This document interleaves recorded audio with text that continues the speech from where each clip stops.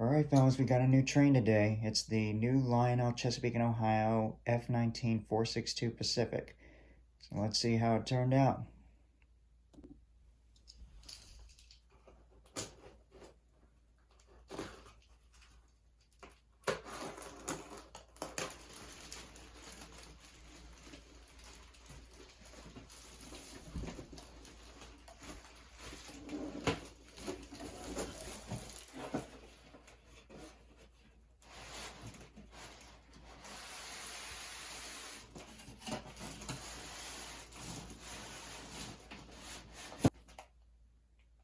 Yeah, that turned out. This is really nice.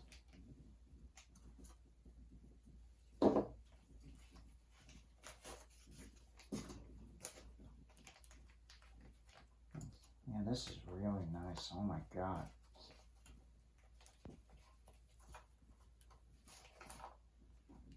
So I went with the 492 number George Washington version with the George Washington Herald on the front of the boiler on the Westfield feed water here. So I have a Lionel C&L 490 from 95. I have actually two of them, so I opted for this one instead. So let's take a look at the tender too. So we'll say Lionel did a pretty good job packaging this one. A lot of nice foam blocks to keep this from shifting around. So yeah, this is really nice. I don't have a lot of locomotives that have this Vanderbilt style tender, so this is super unique and nice. Alright, so here's the C&L 492 in all its glory, and I'm really happy with how the decoration turned on this. I really like all this golden or very subtle gold trim on the feed water heaters or the compressor tanks on the front end, and especially those polished cylinder caps. I remember that the original versions of these that came out in like 2007 or so had like this stainless steel finish to them, and that was really cool. But I think this looks pretty just as good as I think. So let me see if we can turn this. If I can focus on that. Yeah, that's a really sharp looking engine. I really love these C&O steam locomotives that have all this all this heavy duty, mean looking equipment up on the front end. See, you got this little bell right there. You got your classification lights with all this really nice piping detail on there. And you even got the air hose noses and whatever up on the pilot too, above the coupler lift bar here. So I always felt this was one of Lionel's better detailed steam locomotives they made back in the early mid 2000s. So this was one I've been wanting for a while to see come back with the full legacy treatment too. So let me see if we can get a good look down. This is also one of those ones that has the cord for the whistle, which is something that you didn't really see very often on Lionel Locomotive. It was even back in the early 2000s, so yeah. Again, this is definitely one of the ones I was wanting to see come back for a while, and I'm so happy they did. So, yeah. Again, Lionel's doing their tradition of putting the legacy program switches and everything under the sand dome. Very convenient, very easy. I don't like flipping these things over to get to these switches. So always appreciate when Lionel does this. So yeah. Here's a look in the cab. I really like that Lionel put this, if you look really carefully, you can't see. Yeah, there we go. That there's the light green paint that they typically used to paint the insides of the cabs of these steam locomotives. So it was a really nice touch. I do wish that Lionel put like a little drop plate on here. This is something I talked about in my Pierre Marquette 1225 review. But again, this is using an old tooling that didn't have this. And here's a better look at the matching Vanderbilt tender. Very happy with how crisp the C&O lettering is on this too. And let me see. Yeah, there we go. Take a better look at it. Yeah, that is really nice. I don't have a lot of locomotives that have this type of tender, so this is definitely a nice change of the usual. Well, I guess you could say I probably should get more C&O, B&O equipment because I'm a big fan of both of those lines. I usually have like New York Central, Pennsylvania, and Jersey Central where I live. But yeah, both of the B&O and the C&O had a lot of really great equipment, and Lionel and the other guys have actually done a fairly decent job of making some really nice steam power to represent both, at least for the C&O. Like I said, I have the original Lionel C&O L1 Streamline Hudson 490, and I have an MTH C&O H8 Allegheny. I really do plan on getting at least a couple more C&O and B&O because I am a big fan of those lines. And you can see the capacity data and the number right below the rear light here. Looks really nice. And let me see. There's the other side, and Lionel even made the Katy mounting harp underneath here, which I probably will do if I find some nice C&O passenger cars. I know Lionel's making the C&O matching George Washington cars, but I kind of want to get something a little bit better. And you can see the spots underneath here for the speakers. So I'll see how good the sound quality is on a tender like this compared to the usual square back tender. Well, all right, so first impressions, very happy with how this turned out. I know these locomotives got delayed for almost half a year because I think they were supposed to originally come out in July of 2024, but then they had to get sent back because apparently Lionel had a cosmetic applying issue for these locomotives, so they were all sent back. Because if you look at that master card and it says the original ship date was April 2024, and these didn't arrive at dealer shelves until like right around Christmas of 2024. I'm glad that Lionel took the time to rectify that mistake. Very happy with this final outcome, at least for first impressions. We'll get to see how this turns out on the layout, but overall, no scratches, no marks, no dings, no flaking of the paint or any broken parts here. Very happy with how this turned out so far. So let's see if we can get it on the track and see how it actually performs. One final thing I wanted to do just for fun before we actually get to the run part of this video is look at the differences between the F19 and the original Lionel C&O L1 Streamline Hudson that they did in '95. And you can kind of see, if you look a little carefully, of parts of the F19 that retained when they got turned into L1 Hudsons, even before they got the streamlining.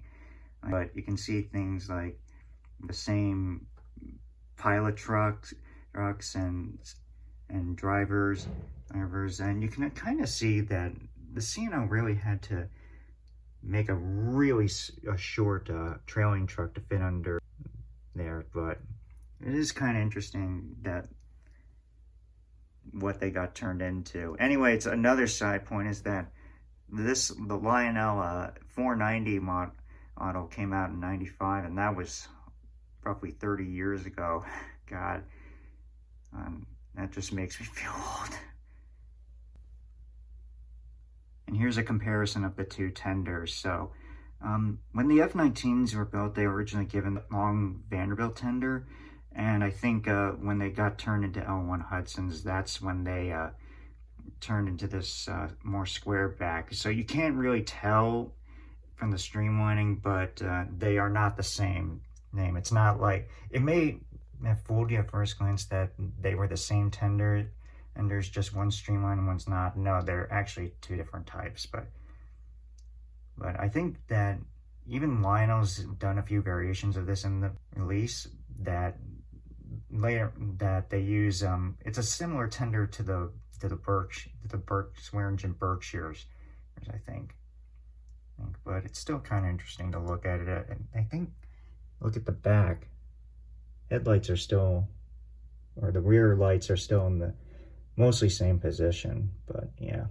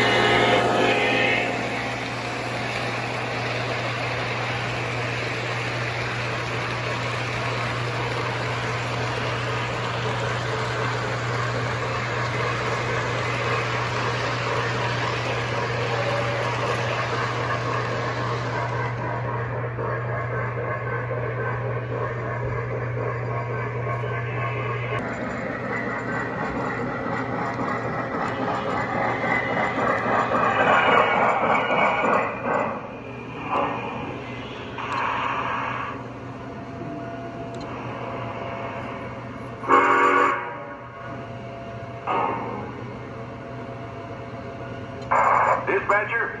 Going to sign the register book. Out. Alright, I think that's going to call it for today. Final overall thoughts on the new Lionel Legacy F19. I'm very happy with this. I'd probably give it an A or 9 out of 10. And the only thing I would criticize is that the speaker quality in the Vanderbilt tender is not quite as bassy as it would in a square back one. Maybe it's how the sound comes out of that shape, I don't know. But nevertheless, I'm very happy with this. Good performance, good motor drive. I have great sounds. Love that they brought the CNO 6-chime whistle back. It's pretty much the same one that they did in the original 2007 release.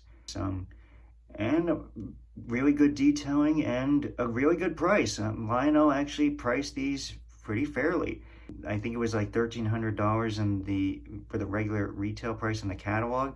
And most of the dealers were selling these for right around $1,200. I think I got about that price from my personal favorite dealer, which is the train station in Mountain Lakes. But yeah, very happy with this. I really feel comfortable with a lot of the medium-sized steam locomotives that Lionel has been bringing out.